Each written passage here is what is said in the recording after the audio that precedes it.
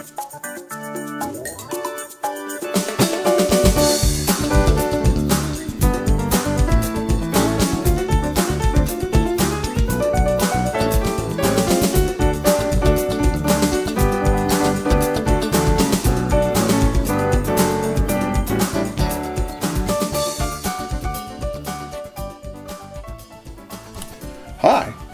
I'm Terry Pitts, and this is Author's Journey number 4.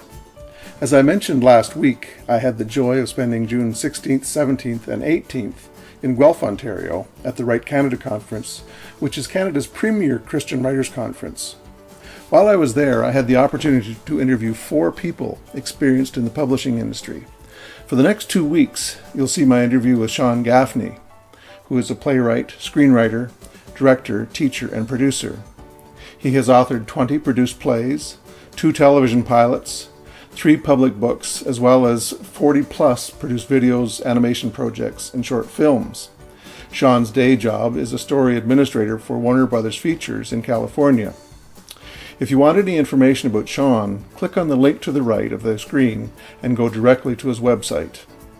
Here's Shawn. Hi, I'm Terry Pitts, and this is Author's Journey, and we're at Write Canada in Guelph, Ontario. I'm speaking with Shawn and Shawn Gaffney, and he's a playwright, screenwriter, director, teacher. Is there anything that you're not, or producer? I bad at plumbing. Do not ask me to hook up your sound. Anything technical? No. Thank you. First question. The name of the blog is, or vlog is Author's Journey. So give us a little bit about your journey. Oh wow. My journey, faith journey, and my writing journey, I guess, kind of have mixed together.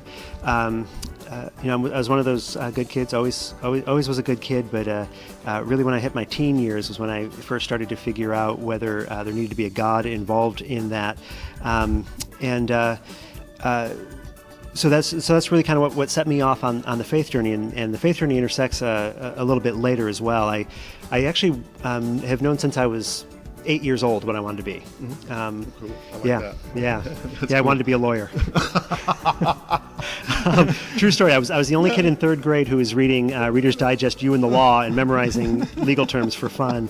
Always trained to be a lawyer. And then when I got into college, through a paperwork fluke, I ended up as a theater major when I thought I was a theater minor. And the theater bug kind of took over, and I started skipping my major classes in order to work more on my scene work. And that's when I kind of realized, maybe I'm not supposed to be a lawyer. Maybe I'm supposed to be in theater. Did you make a good choice? I think I did. I think I made the right choice. I think I'm where I'm supposed to be. So I thought for a while I was going to be an actor, and no, and then tried a little bit of everything else. Ended up being a theater producer. I was a manager. I went to New York. Ended up working at Columbia University in theater management, and going on the producing track, and kind of wondering why God had wanted me to be a lawyer, because I was convinced that came from Him, but I wasn't angry about it. I was just thinking, you could have told me when I was 8 that I was going to be a producer, and I could have spent all this time getting ready instead of wasting my time. And instead, what had happened, I actually had one of my professors pull me over. I was the youngest kid in the class.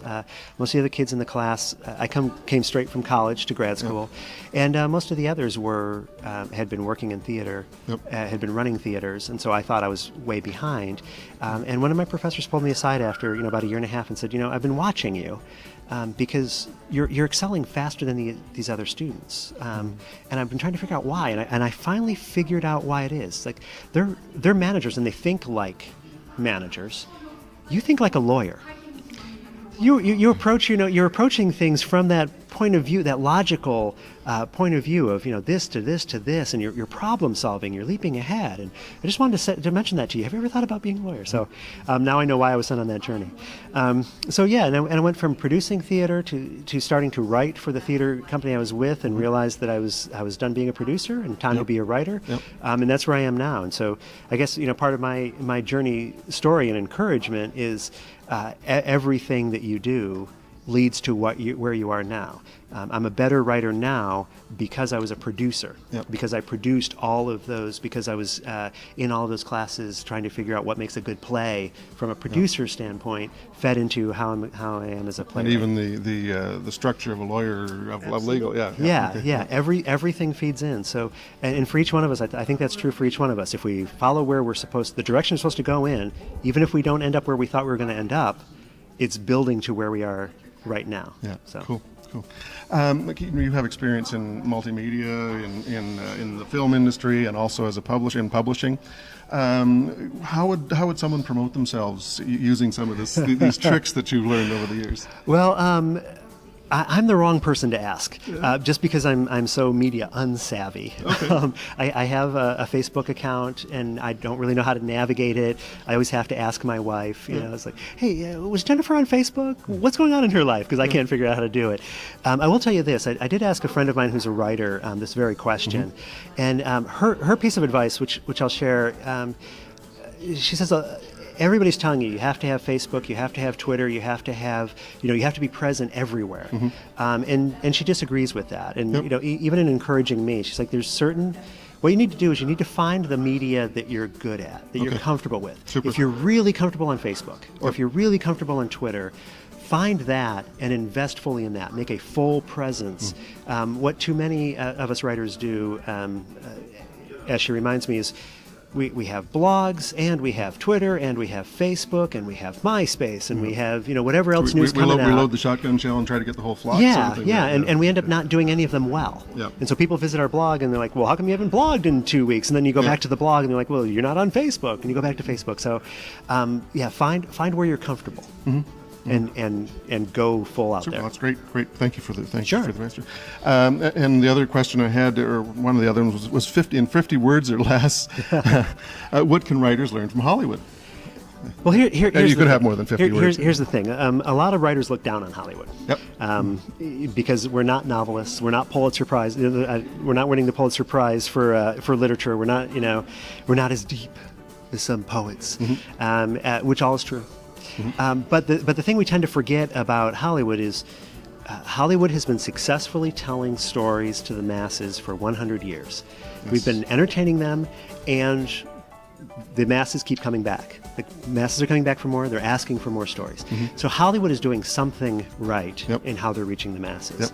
And I believe that there's a lot. There's a lot that Hollywood has to learn from the novelists. There's a lot that we have to learn from theater. I'm a theater snob. That's where I come from. And I think the best Hollywood writers are theater trained.